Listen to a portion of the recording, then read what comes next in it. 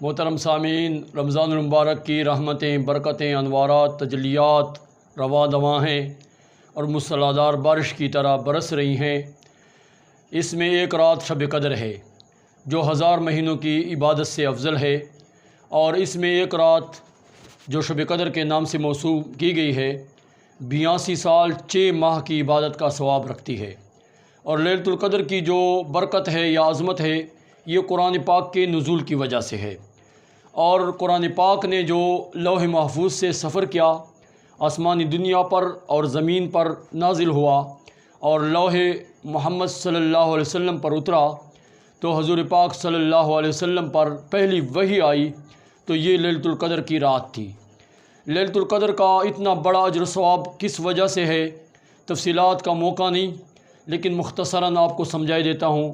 کہ حضور پاک صلی اللہ علیہ وسلم کی مجلس میں جبریل امین میں ایک دفعہ عرض کیا کہ گزشتہ اقوام کی امتوں کی اتنی عمر تھی، کسی کی 1000 برس، کسی کی 1500 سال، کسی کی 2000، کسی کی 2500 سال، اور انہوں نے اتنے مجاہدے کیے، اتنی عبادتیں کی، اور اتنا اللہ پاک کے سامنے سجدہ کیا، ہجرت کا سفر کیا، جہاد کیا، حج کیا، اتنے انہوں نے عمرے کیے۔ تو حضور علیہ السلام ذرا اس پہ رنجیدہ خاطر ہوئے کہ میری امت اور اقوام سے اور امتوں سے ایمان میں، عبادات میں پیچھے رہ جائے گی، تو میری امت کی عمر اس سے زیادہ ہونی چاہیے تاکہ درجات میں اور جنت الفردوس کے اعلیٰ مقام میں یہ سب سے آگے سبقت حاصل کریں۔ تو حضرت جبریل امین میں نے یہ پریشانی،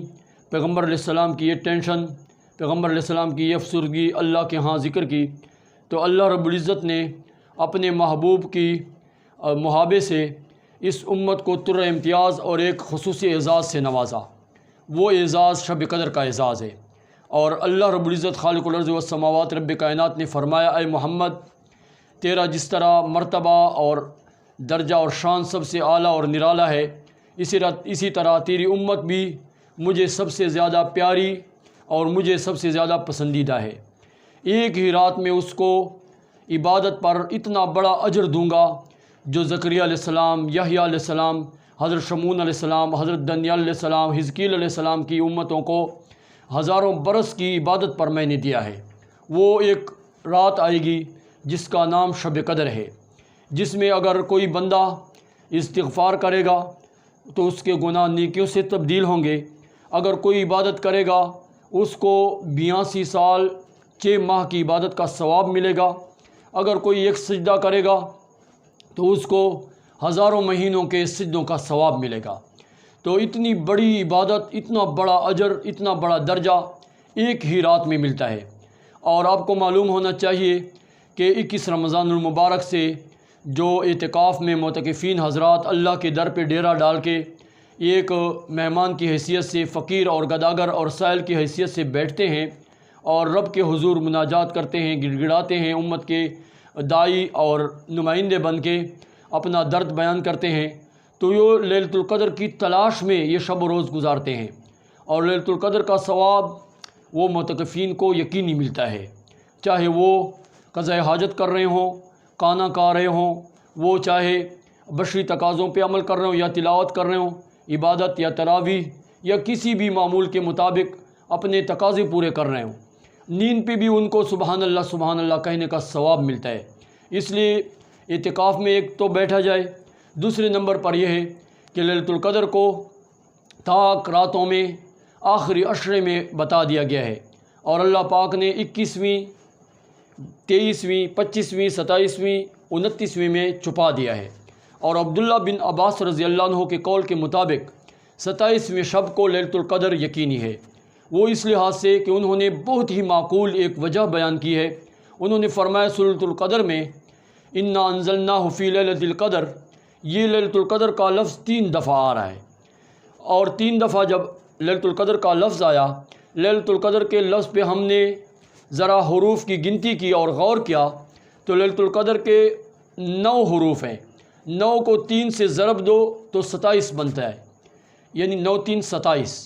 تو 27ویں شب کو یہ اجر و ثواب یقینی ہے۔ لہٰذا لیلۃ القدر میں ایک وظیفہ آپ کو بتائے دیتا ہوں، وہ یہ ہے کہ شب قدر کی رات آپ نے جب بھی تراویح مکمل کر لی، وتر بھی پڑھ لی، اس کے بعد آپ نے 2 سجدے کرنے ہیں۔ 2 سجدے اس لحاظ سے کرنے ہیں کہ آپ نے اس میں 19 دفعہ دعا پڑھنی ہے، سبوح قدوس ربنا و رب الملائکۃ والروح، 19 دفعہ پڑھنی ہے۔ اور نیت آپ نے اس طرح کرنا ہے کہ میں نیت کرتا ہوں 2 سجدوں کی، سجدہ حاجت، اللہ اکبر، اوپر ہاتھ اٹھائے بغیر سجدے میں چلے جائیں، سجدے میں 19 دفعہ سبوح قدوس ربنا و رب الملائکۃ والروح پڑھ کر دوبارہ اللہ اکبر کہہ کر بیٹھ جائیں، پھر دوبارہ اللہ اکبر کہتے ہوئے سجدے میں چلے جائیں، اٹھنا نہیں ہے۔ دوسرے سجدے میں 19 دفعہ پڑھ کر اللہ اکبر کہنے کے بعد السلام علیکم ورحمۃ اللہ، السلام علیکم ورحمۃ اللہ۔ اس کے بعد آپ جو دعا کریں گے، میری ماؤں، بہنوں، بیٹیوں اور بھائیوں، اس شب قدر کی اس حاجت کے لیے اور اس موقع کے لیے ہر عامل دکھی دل کا جتنا بھی مظلوم اور مجبور بندہ ہوتا ہے، پورا سال اس کی تلاش میں رہتا ہے۔ اور اہل بصیرت، اہل علم حضرات جانتے ہیں کہ اس وظیفے میں اللہ پاک نے کیا خزانہ اور کیا درد اور کیا سنوائی رکھی ہے کہ جس طرح بندہ کوئی ریکویسٹ پیش کرے فل پاور وزیر اعظم، اٹارنی جنرل یا صدر کو،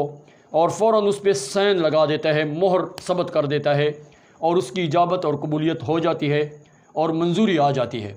تو آپ کے ساتھ اگر رشتے کی بندش ہے، چاہے آپ کے اوپر کالا علم ہے،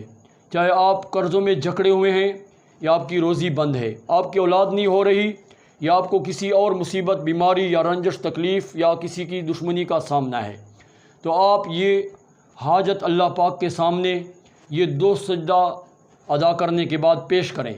ابھی تک آپ نے منہ پر ہاتھ نہیں پھیرے ہوں گے کہ ادھر سے آسمان والے نے اس پہ مہر ثبت کر لی ہوگی۔ والسلام۔